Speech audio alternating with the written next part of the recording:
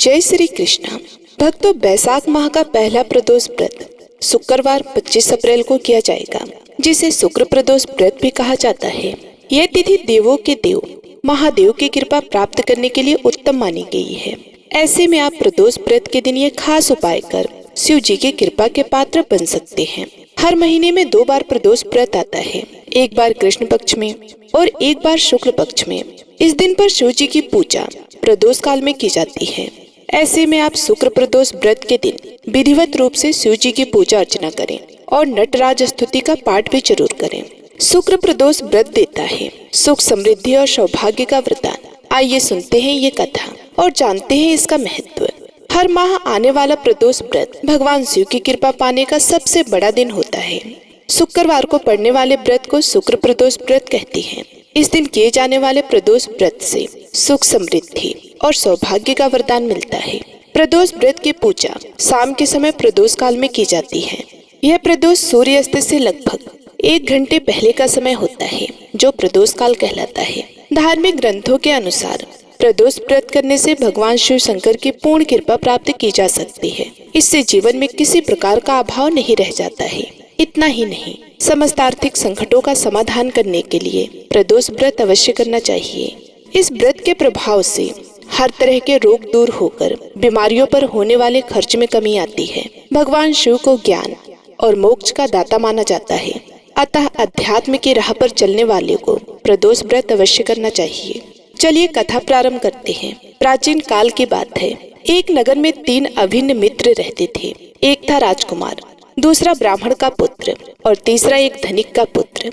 तीनों युवावस्था में थे और एक दूसरे के साथ समय बिताते थे। राजकुमार और ब्राह्मण कुमार दोनों विवाहित थे, जबकि धनिक के पुत्र का विवाह तो हो चुका था, किंतु उसका गौना शेष था। एक दिन तीनों मित्र एक स्थान पर एकत्र होकर विभिन्न विषयों पर चर्चा कर रहे थे। बातों ही बातों में स्त्रियों की चर्चा छिड़ गई। ब्राह्मण कुमार ने स्त्रियों की महिमा का गुणगान करते हुए कहा कि नारी के बिना घर और जीवन सोनी नगरी बन जाती है। नारी ही घर की लक्ष्मी है, उसके बिना जीवन अधूरा होता है। ब्राह्मण कुमार की यह बात धनिक पुत्र के मन में गहरी उतर गई। उसने निश्चय कर लिया कि अब वह और प्रतीक्षा नहीं करेगा और तुरंत अपनी पत्नी को ससुराल से लाने का निर्णय कर लिया। धनिक पुत्र ने जब अपने माता पिता से इस विषय में कहा तो वे चिंतित हो उठे। उन्होंने कहा कि वत्स, यह समय उपयुक्त नहीं है। इस समय शुक्र अस्त है। धार्मिक मान्यताओं के अनुसार शुक्र अस्त के समय किसी भी विवाहित कन्या को विदा करवाना शुभ नहीं माना जाता। इससे अनिष्ट की आशंका बनी रहती है। किंतु धनिक पुत्र अपनी जिद पर अड़ा रहा। माता पिता के लाख समझाने पर भी वह नहीं माना और ससुराल की ओर रवाना हो गया। जब वह अपनी पत्नी को विदा कराने ससुराल पहुंचा तो वहां भी उसके ससुराल वालों ने उसे समझाने की बहुत कोशिश की, परंतु उसने किसी की एक ना सुनी और कन्या को विदा करवा लिया। पति पत्नी बैलगाड़ी पर सवार होकर अपने नगर लौटने लगे। मार्ग में कुछ ही दूर गए थे कि अचानक बैलगाड़ी का पहिया निकल गया और बैल की टांग टूट गई। दोनों को चोटें भी आई, फिर भी वे यात्रा करते रहे। कुछ दूर और बढ़े ही थे कि रास्ते में उन्हें डाकुओं ने घेर लिया। डाकुओं ने उनका सारा धन छीन लिया और उन्हें घायल करके छोड़ दिया। किसी प्रकार वे घर तो पहुंच गए। किसी प्रकार वे घर पहुंचे तो वहां एक और अनर्थ घटित हो गया। जैसे ही धनिक पुत्र अपने घर में प्रवेश कर रहा था, उसे एक विषैले सर्प ने डस लिया। परिवार में हाहाकार मच गया। तुरंत वैद्य को बुलाया गया। वैद्य ने उसकी नाड़ी देखकर गंभीर स्वर में कहा कि यह सर्पदंश अत्यंत घातक है। यदि 3 दिनों के भीतर कोई चमत्कार नहीं हुआ तो इसकी मृत्यु निश्चित है। यह सुनकर परिवार शोकामग्न हो गया। जब यह समाचार ब्राह्मण कुमार को मिला तो वह तुरंत अपने मित्र के घर पहुंचा। उसने माता पिता से कहा कि यह संकट शुक्र अस्त के समय पत्नी को विदा करवाने के कारण आया है। अब एक ही उपाय है, आप शुक्र प्रदोष व्रत करें और इसे पत्नी सहित पुनः ससुराल भेज दें। धनिक पुत्र के माता पिता ने ब्राह्मण कुमार की सलाह मानी। तुरंत व्रत का आयोजन किया गया। शुक्रवार के दिन प्रदोष काल में व्रत रखकर भगवान शिव की विधिवत पूजा की गई। फिर आरती और प्रसाद वितरण के बाद धनिक पुत्र को उसकी पत्नी सहित पुनः ससुराल भेज दिया गया। जैसे जैसे वह अपनी ससुराल की ओर बढ़ा, उसकी स्थिति में सुधार होने लगा। शरीर की पीड़ा कम होने लगी, मन शांत होने लगा और चेहरा पहले जैसा प्रफुल्लित हो उठा। जब वह अपने ससुराल पहुंचा तो पुनः स्वस्थ हो चुका था। उसके माता पिता को यह सब देखकर आश्चर्य हुआ और उन्हें शुक्र प्रदोष व्रत की महिमा पर अपार विश्वास हो गया। उस दिन से उन्होंने नियमित रूप से प्रदोष व्रत करना प्रारंभ किया। कहा जाता है कि इस व्रत के प्रभाव से उनके घर में कभी किसी प्रकार की कमी नहीं रही। समृद्धि, शांति और सौभाग्य ने उनके जीवन में अस्थायी स्थान बना लिया। इस कथा से यह सिद्ध होता है कि शुक्र प्रदोष व्रत के प्रभाव से सभी संकट समाप्त हो जाते हैं। जीवन में सुख, समृद्धि और सौभाग्य की प्राप्ति होती है। यह व्रत विशेषकर दाम्पत्य जीवन को मधुर बनाने के लिए अत्यंत लाभकारी माना गया है। जो व्यक्ति श्रद्धा और विश्वास से यह व्रत करता है, भगवान शिव उसकी सभी मनोकामनाओं को पूर्ण करते हैं। आइए अब रसपान करते हैं शुक्रवार के दिन सुनी जाने वाली वैभव लक्ष्मी माता की कथा। प्रेम से बोलिए अन्नपूर्णा माता और वैभव लक्ष्मी माता की जय। जय माता दी। ओम नमः शिवाय। प्रिय भक्तों, आइए माता का आशीर्वाद प्राप्त करने के लिए सुनते हैं शुक्रवार के दिन सुनी जाने वाली वैभव लक्ष्मी माता और अन्नपूर्णा माता की बड़ी ही दुर्लभ और पौराणिक कथा। जय श्री गणेश। एक समय की बात है, काशी निवासी धनंजय की पत्नी का नाम सुलक्षणा था। उसे अन्य सब कुछ प्राप्त थे, केवल निर्धनता ही उसके दुख का कारण थी। यह दुख उसे हर समय सताता रहता था। एक दिन सुलक्षणा अपने पति से बोली कि स्वामी, आप कुछ काम धंधा करो, कुछ रोजगार व्यापार कुछ कीजिए, तभी कुछ काम चलेगा। इस प्रकार कब तक हम ऐसे ही रहेंगे? सुलक्षणा की बात धनंजय के मन में बैठ गई और वे उसी दिन विश्वनाथ शंकर जी को प्रसन्न करने के लिए बैठ गया और कहने लगा कि हे देवाधिदेव, हे विश्वेश्वर, मुझे पूजा पाठ कुछ नहीं आता है, केवल तुम्हारे भरोसे बैठा हूँ। इतनी विनती करके वह 3 दिन भूखा प्यासा बैठा रहा। यह देखकर भगवान शंकर ने उसके कान में अन्नपूर्णा अन्नपूर्णा अन्नपूर्णा इस प्रकार 3 बार कहा। यह शब्द सुनते ही धनंजय सोचने लगा कि यह कौन था और क्या कह गया। इसी सोच में धनंजय पड़ गया और मंदिर से आते ब्राह्मणों को देखकर पूछने लगा, पंडित जी, अन्नपूर्णा कौन है? ब्राह्मणों ने सोचा इसने 2-3 दिन से कुछ खाया नहीं है, तो ब्राह्मणों ने कहा, तो अन्न छोड़ के बैठा है तो तुझे अन्न की ही बात सूझ रही है। जा घर जाकर कुछ अन्न ग्रहण कर। प्रिय भक्तों, अब तो धनंजय घर गया, अपनी पत्नी से सारी बात कही। वह बोली कि नाथ, चिंता मत करो, स्वयं शंकर जी ने यह मंत्र आपको दिया है, वे स्वयं ही इसका खुलासा करेंगे। आप फिर जाकर उनकी आराधना करो। धनंजय फिर जैसा का तैसा पूजा में बैठ गया। जब वह पूजा में बैठा था तो रात्रि में शंकर जी ने आज्ञा दी। शंकर जी बोले, तो पूर्व दिशा में चला जा। यह सुनते ही वह चला गया और वह अन्नपूर्णा का नाम जपता जाता और रास्ते में फल खाता, झरनों का पानी पीता जाता। इस प्रकार कितने ही दिनों तक वह चलता गया। वहाँ उसे चांदी से चमकते वन की शोभा देखने में आई, सुंदर सरोवर देखने में आया। उसके किनारे कितनी ही अप्सराएं झुंड बनाए बैठी थी। वे अप्सराएं एक कथा कहती थी और वह सभी माँ अन्नपूर्णा इस प्रकार बार बार कहती थी। ये अघन मास की उजेली रात्रि थी और आज से ही व्रत का आरंभ था। जिस शब्द की खोज करने वह निकला था, वह उसे वहाँ सुनने को मिला। धनंजय ने उनके पास जाकर पूछा कि हे देवियों, आप ये क्या करती हो? सबने कहा कि हम सब माँ अन्नपूर्णा का व्रत करती हैं। धनंजय ने उनसे पूछा कि यह व्रत कैसे होता है, व्रत करने से क्या होता है, यह आज तक किसी ने किया भी है, इसे कब किया जाए, यह कैसा व्रत है और इस व्रत की विधि कैसी है, मुझसे भी कहो। अब अप्सराएं कहने लगी कि इस व्रत को सब कोई कर सकती है। 21 दिन तक के लिए 21 गांठ का सूत लेना चाहिए। 21 दिन यदि ना बने तो 1 दिन उपवास करे। यह भी ना बने तो केवल कथा सुनकर प्रसाद ले, निराहार रहकर कथा कहे। कथा सुनने वाला कोई ना मिले तो पीपल के पत्ते को रखकर, सुपारी या घृत कुमारी को सामने करके, दीपक को साक्षी कर, सूर्य, गाय, तुलसी या महादेव को बिना कथा सुनाए मुख में दाना ना डाले। यदि भूल से कुछ पड़ जाए तो 1 दिवस फिर उपवास करे। व्रत के दिन क्रोध ना करे और झूठ ना बोले। धनंजय बोला, इस व्रत को करने से क्या होगा? अप्सराएं कहने लगी कि इसको करने से अंधों को नेत्र मिलते हैं, लूलों को हाथ मिलते हैं, निर्धन के घर धन आता है, बाझन को संतान की प्राप्ति होती है, मूर्ख को विद्या आती है। जो जिस कामना से व्रत करे, माँ उसकी इच्छा पूरी करती है। वे कहने लगा, बहनों, मेरे पास धन नहीं है, विद्या नहीं है, कुछ भी तो नहीं है, मैं भी तो दुखियारा ब्राह्मण हूँ। मुझे इस व्रत का सूत दोगी क्या? अप्सराएं बोली, हाँ भाई, तेरा कल्याण हो, तुझे हम जरूर देंगे। ले इस व्रत का मंगल सूत्र ले। धनंजय ने व्रत किया, व्रत पूरा हुआ। तभी सरोवर में से 21 खंड के स्वर्ण सीढ़ी हीरे मोती से जड़ी हुई प्रकट हुई। धनंजय जय अन्नपूर्णा कहता जाता था।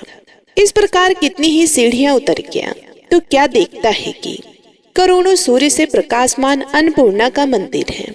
उसके सामने स्वर्ण सिंहासन पर माता अन्नपूर्णा विराजमान है। सामने भिक्षा हेतु भगवान शंकर खड़े हैं। देवागना चमट डुला रहे हैं। कितने ही हथियार बांधे पहरा देती हैं। धनंजय दौड़कर जगदम्बा के चरणों में गिर गया। देवी उसके मन का क्लेश जान गई। धनंजय कहने लगा कि माता, आप तो अंतर्यामी हो, आपको अपनी दशा क्या बताऊं? माता बोली, तुमने मेरा व्रत किया है, तू जा, संसार तेरा सत्कार करेगा। माता ने धनंजय की जिह्वा पर बीज मंत्र लिख दिया। अब तो उसके रोम रोम में विद्या प्रकट हो गई। इतने में क्या देखता है कि वे काशी विश्वनाथ के मंदिर में खड़ा माँ का वरदान ले धनंजय घर आया। सुलक्षणा से सब बात कही। माता जी की कृपा से उसके घर में संपत्ति उमड़ने लगी। छोटा सा घर बहुत बड़ा गिना जाने लगा। जैसे शहद के छत्ते में मक्खियां जमा होती हैं, उसी प्रकार अनेक सगे संबंधी आकर उसकी बड़ाई करने लगे और कहने लगे कि इतना धन और इतना बड़ा घर, अगर सुंदर संतान नहीं तो इस कमाई का कौन भोग करेगा? सुलक्षणा से संतान नहीं है, इसलिए तुम दूसरा विवाह करो। अनिच्छा होते हुए भी धनंजय को दूसरा विवाह करना पड़ा और सती सुलक्षणा को सौत का दुख उठाना पड़ा। इस प्रकार दिन बीतते गए। फिर अघन मास आया। नए बंधन से बंधे पति से सुलक्षणा ने कहलाया कि हम व्रत के प्रभाव से सुखी हुए हैं, इस कारण यह व्रत हमें छोड़ना नहीं चाहिए। यह माता जी का प्रताप है जो हम इतने संपन्न और सुखी हैं। सुलक्षणा के बात सुन धनंजय उसके यहाँ आया और व्रत में बैठ गया। नई बहू को इस व्रत की खबर नहीं थी। वह धनंजय के आने की राह देख रही थी। दिन बीतते गए और व्रत पूर्ण होने में 3 दिवस बाकी थे कि नई बहू को खबर पड़ी। उसके मन में ईर्ष्या की ज्वाला दहक रही थी। सुलक्षणा के घर आ पहुंची और उसने वहां महाभारत मचा दी। वह धनंजय को अपने साथ ले गई नए घर में। धनंजय को थोड़ी देर के लिए निद्रा ने आ दबाया। इसी समय नई बहू ने उसका व्रत का सूत तोड़कर आग में फेंक दिया। अब तो माता का कोप जाग गया। घर में अकस्मात आग लग गई। सब कुछ जलकर खाक हो गया। सुलक्षणा जान गई और पति को फिर अपने घर ले आई। नई बहू रूठ कर पिता के घर जा बैठी। पति को परमेश्वर मानने वाली सुलक्षणा बोली, हे नाथ, घबराना नहीं, माता जी की कृपा अलौकिक है। पुत्र कुपुत्र हो जाता है पर माता कुमाता नहीं होती। अब आप श्रद्धा और भक्ति से आराधना शुरू करो, वे जरूर हमारा कल्याण करेंगे। धनंजय फिर माता के पीछे पड़ गया। फिर वही सरोवर सीढ़ी प्रकट हुई जिसमें मां अन्नपूर्णा कहकर वे उतर गया। वहां पर जाकर माता जी के चरणों में रुदन करने लगा। माता प्रसन्न हो बोली, यह मेरी स्वर्ण की मूर्ति ले, उसकी पूजा करना तो फिर सुखी हो जाएगा। जा, तुझे मेरा आशीर्वाद है। तेरी स्त्री सुलक्षणा ने श्रद्धा से मेरा व्रत किया है, उसे मैंने पुत्र दिया है। धनंजय ने आंखें खोली तो खुद को काशी विश्वनाथ के मंदिर में खड़ा पाया।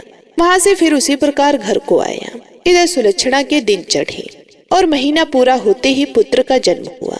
गांव में आश्चर्य की लहर दौड़ गई। अब सब लोग सुलक्षणा के पास आने लगे। इसी प्रकार उसी गांव के निसंतान सेठ के पुत्र होने पर उसने माता अन्नपूर्णा का मंदिर बनवा दिया। उसमें माता जी धूमधाम से पधारी, यज्ञ किया और धनंजय को मंदिर के आचार्य का पद दे दिया। जीविका के लिए मंदिर की दक्षिणा और रहने के लिए बड़ा सुंदर सा भवन दिया। धनंजय स्त्री पुत्र सहित वहां रहने लगा। माता जी के चढ़ावे में भरपूर आमदनी होने लगी और उधर नई बहू के पिता के घर डाका पड़ गया। सब कुछ लुट गया। वे भीख मांगकर पेट भरने लगे। जब सुलक्षणा ने यह सुना तो उन्हें बुलावा भेजा, अलग घर में रख लिया और उनके अन्न वस्त्र का प्रबंध कर दिया। धनंजय, सुलक्षणा और उसका पुत्र माता जी की कृपा से आनंद से रहने लगे। माता जी ने जैसे इनके भंडारे भरे वैसे सबके भरना। कथा को सुनने वाले, कथा को सुनाने वाले और हुकार भरने वाले सभी के भंडार भरना। कथा अधूरी हो तो पूरी करना, पूरी हो तो मान करना। प्रेम से बोलिया अन्नपूर्णा माता की जय। आइए अब पूरे भक्ति भाव से श्रवण करती हैं संपूर्ण वैभव लक्ष्मी व्रत कथा का। एक बहुत बड़ा नगर था। जिसकी जनसंख्या बहुत ज्यादा थी। दूर दूर से लोग इस नगर में काम धंधे, नौकरी रोजगार की तलाश में यहाँ आते थे और जब रोजगार मिल जाता था तो यहीं पर जम जाते थे, यहीं पर रहने लग जाते थे। यह लोग अपने काम धंधे में ऐसे व्यस्त रहते थे कि अपने अतिरिक्त किसी की भी परवाह नहीं करते थे। लोभ स्वार्थ ने घर के सदस्यों से भी प्रेम व्यवहार कम कर दिया था। ममता, प्यार, दया, सहानुभूति, परोपकार जैसे संस्कार बहुत ही कम हो गए थे। पूजा पाठ दिखावे व अपने स्वार्थ पूर्ति के लिए ही लोग करते थे। श्रद्धा पूर्वक भक्ति भाव से प्रभु भजन एवं कीर्तन नाम मात्र के लिए ही करते थे। हेरा फेरी, बेईमानी, श्राप, जुआ, वह विचारी आदि धर्म विरुद्ध कार्यों को ही लोग जीवन का सुख मानते थे। उच्च विचार की शिक्षा पुरानी पड़ गई थी। अब तो अधिकतर लोग किसी भी प्रकार से धन कमाकर पैसों पर ही विश्वास करते थे। उसी नगर में शीला अपने पति के साथ रहती थी। शीला के पति का अपना एक छोटा सा कारोबार था। वे बहुत विवेकी और सुशील था। ईमानदारी से वह अपना कारोबार करता था, जिससे उसका कारोबार ठीक ठाक चल रहा था और आराम से उनका जीवन व्यतीत हो रहा था। शीला धार्मिक प्रवृत्तियों की संतोषी स्वभाव की स्त्री थी। वह कभी भी किसी की बुराई नहीं करती थी। यथासंभव दूसरों की सहायता को हमेशा तत्पर रहती थी। घर के कार्यों से बचे समय का सदुपयोग वे प्रभु भजन व कीर्तन करके अथवा धार्मिक या ज्ञानवर्धक पुस्तकें पढ़ने में बिताती थी। वास्तव में उनका घर एक आदर्श गृहस्थी थी। आसपास के अधिकांश लोग उस परिवार की बहुत ही सराहना करते थे, किंतु कुछ लोग जिन्हें दूसरों की खुशी देखकर जलन होती है, उन्हें सुख संतोष पूर्वक जीवन यापन करते देख मन ही मन जलते थे। वे इस प्रयास में रहते थे कि किसी भी प्रकार शीला के पति को गलत रास्ते पर चलाकर उसकी धन संपत्ति से, उसकी दौलत से खुद ऐश करे। शीला का गृहस्थ जीवन इसी प्रकार हंसी खुशी चल रहा था। पर कहावत है ना, सब दिन होत ना एक समाना। मनुष्य के जीवन में सुख दुख, लाभ हानि लगे रहते हैं। शीला के पति को भी अपने कारोबार में काफी घाटा उठाना पड़ा। ऐसा लग रहा था कि जैसे मानो कुछ भाग्य ही उसका रूठ गया हो। वह अपने कारोबार में हुए घाटे का जल्द से जल्द लाभ में बदलने के चक्कर में गलत लोगों से मित्रता कर बैठा। ये झूठे मित्र उसे जल्द ही करोड़पति बनने का सपना दिखाने लगे और उसे जुआ, घुड़दौड़, श्राप आदि के कुचक्कर में डाल दिया।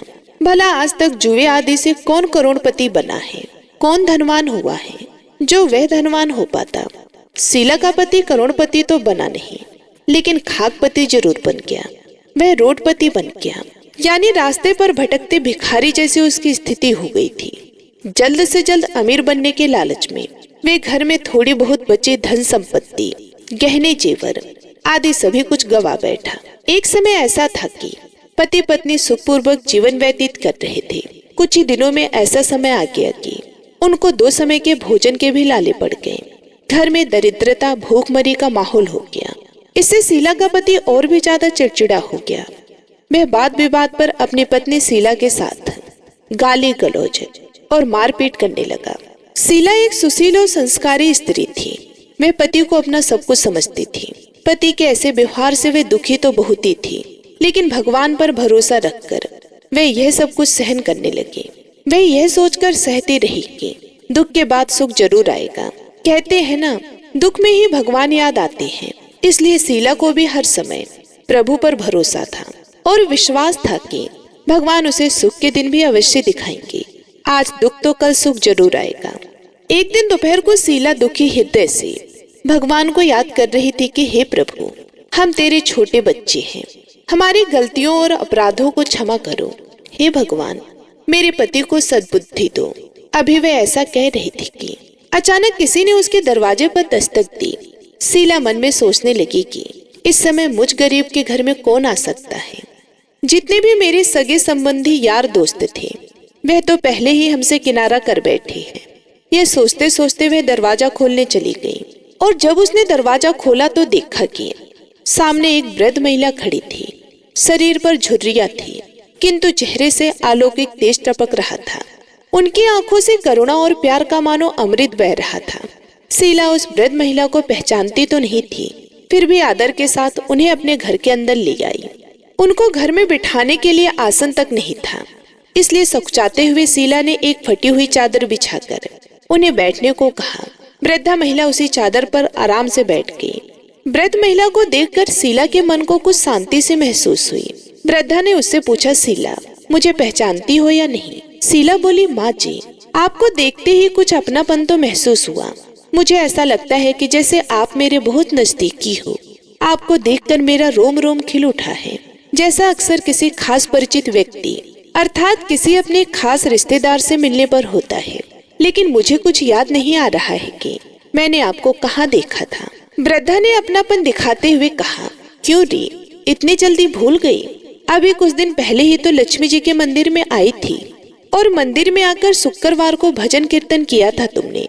मैं भी उसमें जाया करती थी हर शुक्रवार को। मैं तुमसे वहां पर मिली थी। जब से शीला का पति गलत लोगों की संगत में बैठकर घर लुटाने लगा था, तभी से शीला बाहर निकलने में शर्म महसूस करने लगी थी। इसलिए उसने मंदिर में जाना भी बंद कर दिया था। शीला ने याद करने की कोशिश की कि वह कब उस बुढ़िया माँ से मिली थी, परंतु उसको कुछ याद नहीं आया। तभी वृद्ध महिला बोली कि बेटी, तू मंदिर में कितने मधुर भजन गाती थी। बहुत दिन से तू वहाँ पर नहीं आई। मैंने सोचा चलो चलकर तुम्हें देखती हूँ, कहीं तुम बीमार तो नहीं हो। इसी कारण मैं यहाँ पर चली आई। वृद्धा के ममतत्व भरे वचनों को सुनकर शीला का हृदय भर आया। उसने अपने आंसू रोकने की कोशिश की, परंतु वह असफल रही और फूट फूट कर रोने लगी। यह देखकर वे बुढ़िया माँ उसके पास आई और उसके सिर पर प्यार भरा हाथ फेर कर उसे सांत्वना देने लगी। वृद्ध महिला बोली कि बेटी, जीवन में सुख और दुख तो आते ही रहते हैं। हमेशा सुख या हमेशा दुख कभी किसी पर नहीं रहता, अतः दुखों से घबराना नहीं चाहिए। शीला बोली, माँ जी, मैं थोड़े दुख में कभी नहीं घबराई, किंतु अब सहा नहीं जाता। ऐसा कहते कहते वे फिर से रोने लगी। वृद्ध महिला फिर से सांत्वना देती हुई बोली कि धैर्य रखो बेटी और अपनी व्यथा मुझे बताओ। तुझे क्या दुख खाया जा रहा है? इस प्रकार बताने से तेरा मन भी थोड़ा हल्का हो जाएगा और मुझसे हो सकेगा तो तेरा दुख दूर करने का उपाय भी तुझे बता दूंगी। वृद्ध महिला की बात सुनकर शीला के मन को बहुत राहत मिली। उसने बुढ़िया माँ को अपनी दुख भरी कथा सुनानी शुरू कर दी। वह बोली, माँ जी, पहले मेरे परिवार में बहुत सुख शांति थी। मेरे पति बहुत ही मेहनती, ईमानदार और सुशील थे। भगवान की कृपा से मेरे घर में खुशियां ही खुशियां थी। किसी भी कार्य में हमें कभी भी धन की कमी महसूस नहीं होती थी। अचानक हमारे भाग्य ने पलटा खाया। मेरे पति को अपने कारोबार में घाटा हुआ। अधिक धन कमाने के चक्कर में वे बुरे लोगों की संगत में आ गए और वे जुआ, शराब, रेस आदि कुटुंब में फंस गए। इस प्रकार उन्होंने अपना सब कुछ गवा दिया। आज हम बिल्कुल ही कंगाल हो गए हैं। माँ, अब तक तो जैसे तैसे घर की छोटी मोटी चीजें बेचकर अपना गुजारा कर रहे थे। अब तो घर की सभी वस्तुएं भी समाप्त हो गई हैं। हम दर दर के ठोकरें खाने वाले भिखारी हो गए हैं। वृद्ध महिला बोली, बेटी, कर्म की गति बड़ी ही न्यारी होती है। मनुष्य यदि अच्छे कर्म करे तो उसे दुख नहीं उठाना पड़ता। कुछ पिछले जन्मों के कारण लाभ हानि अथवा सुख दुख मनुष्य पर आते रहते हैं। ऐसे में वे संयम से काम ले और भगवान पर भरोसा रखे तो शीघ्र ही उन दुखों से पार पा लेता है। बेटी, तेरी दिन भी अवश्य फिरेंगे। मैं तुझे एक उपाय बताती हूँ। तू भगवती महालक्ष्मी की भक्त है। वे तो स्वयं धन की देवी और प्रेम तथा करुणा के अवतार है। अपने भक्तों पर उनकी कृपा सदा बनी रहती है। इसलिए तू उन्हें महालक्ष्मी का व्रत कर, वे अवश्य ही तेरा कष्ट दूर करेंगी। बुढ़िया माँ की बात सुनकर शीला बहुत प्रसन्न हुई। उसने पूछा, माँ जी, श्री महालक्ष्मी जी का व्रत कैसे किया जाता है? ये मुझे समझा कर कहो, मैं इस व्रत को अवश्य करूंगी। बुढ़िया माँ ने कहा कि बेटी, श्री महालक्ष्मी जी का व्रत बहुत ही सरल है। इसके करने से धन संपत्ति, सुख, वैभव और यश की प्राप्ति होती है। कुंवारी लड़कियों को मनपति मिलता है। निसंतान को संतान हो जाती है। किसी की खोई हुई वस्तु हो वह भी वापस मिल जाती है। कोई अन्य मनोकामना भी किसी की हो तो वह भी इस व्रत को करने से पूर्ण हो जाती है। धन और वैभव प्रदान करने के कारण ही देवी महालक्ष्मी को धन लक्ष्मी अथवा वैभव लक्ष्मी भी कहा जाता है। शुक्रवार का दिन देवी का दिन होता है, इसलिए यह व्रत शुक्रवार को ही किया जाता है। व्रत करने वालों को सुबह स्नान आदि से निर्वृत्त होकर भगवती महालक्ष्मी माँ की जय, वैभव लक्ष्मी माँ की जय का निरंतर जाप करते रहना चाहिए। सायंकाल अपने घर के एक कोने में चौका लगाकर अथवा साफ करके एक चौकी लगा दो। उसके ऊपर एक साफ कपड़ा बिछाकर उस पर थोड़े से चावल रखो। फिर एक लोटे में जल भरकर उन चावलों के ऊपर उस लोटे को रख दो।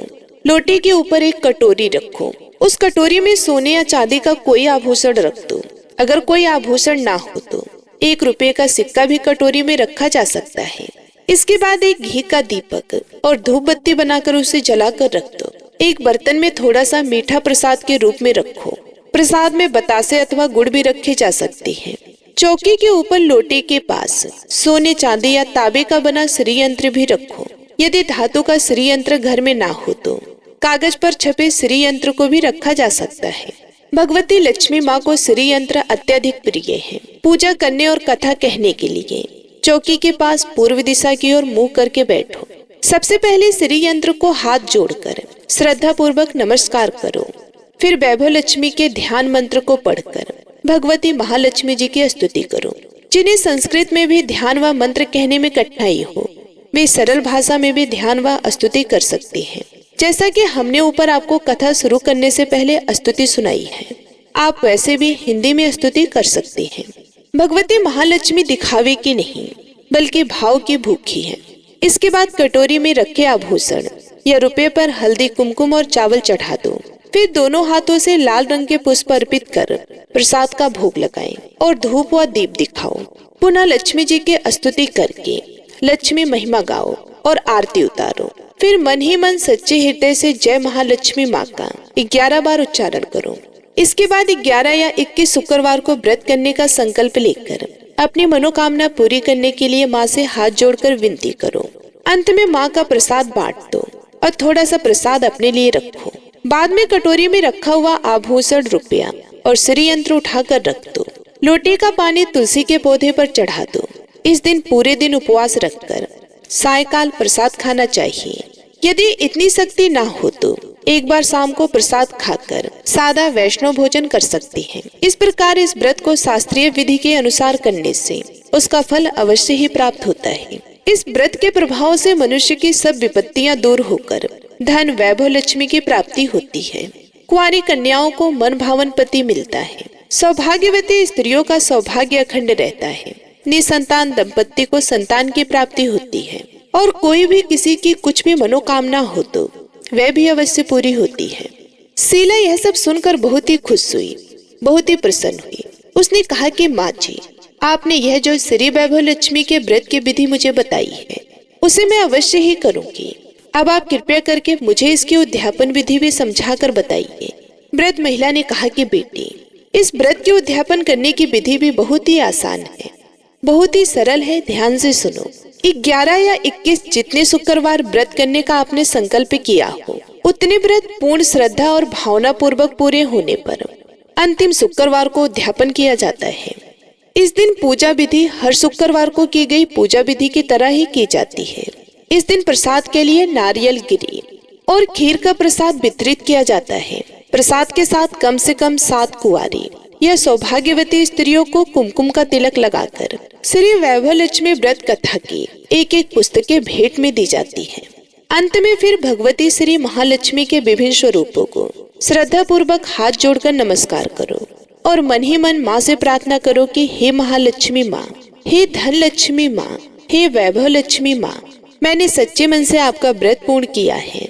फिर भी मुझसे कोई गलती या अपराध हुआ हो तो उसे क्षमा करना और हमारी अर्थात जो भी आपकी मनोकामना हो उसे कहे कि हे माँ, हमारी मनोकामना को पूर्ण करना, हमारा सबका कल्याण करना, हमारी विपत्तियों को दूर करके हमें धन वैभव प्रदान करना। हे देवी माँ, आपकी महिमा अपरंपार है।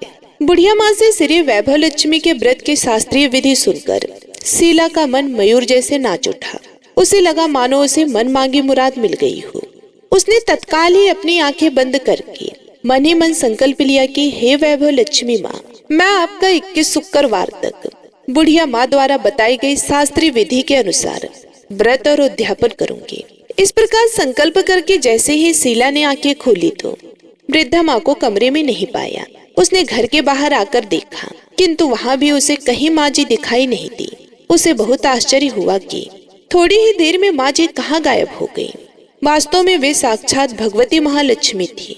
जो अपने भक्त शीला को वृद्धा का वेश रखकर रास्ता दिखाने आई थी।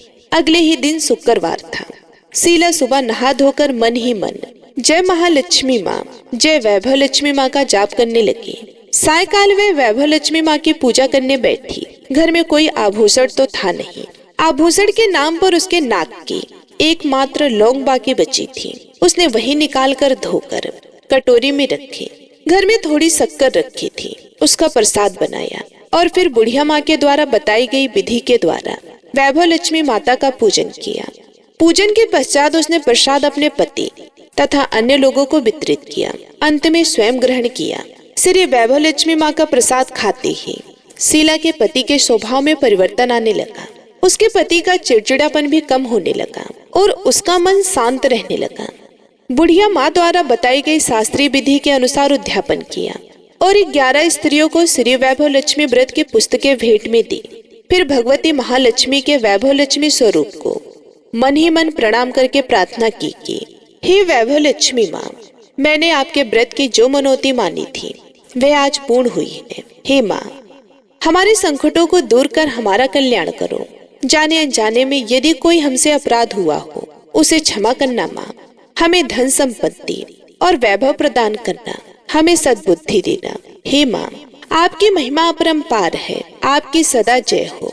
इस प्रकार व्रत संपूर्ण होने के बाद कुछ ही दिनों में शीला के पति के कारोबार में अच्छा लाभ होने लगा। उसने शीला को उसके जेवर वापस दिला दिए और घर में पहले जैसी सुख शांति आ गई।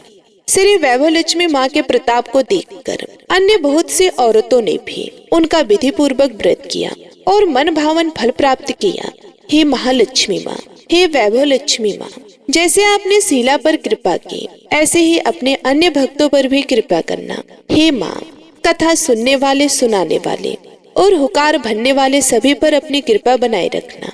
बोलो श्री वैभव लक्ष्मी माता की जय। उम्मीद करती हूँ आपको आज की ये वीडियो अच्छी लगी होगी। अच्छी लगी हो तो लाइक तो जरूर कीजिएगा और अगर आप चैनल पर पहली बार आए हैं और आपको वीडियो अच्छी लगी हो तो चैनल को सब्सक्राइब जरूर कीजिएगा और हाँ, बेल आइकन को जरूर प्रेस कीजिएगा। इससे ये होगा कि हमारा जब भी कोई नया वीडियो अपलोड होगा उसका नोटिफिकेशन आपको सही समय पर मिलता रहेगा। मिलती हूँ मैं आप सभी लोगों से अगले वीडियो में। तब तक के लिए जय माता दी। आपका दिन शुभ और मंगलमय हो। इसी कामना के साथ मिलती हूँ अगले वीडियो में।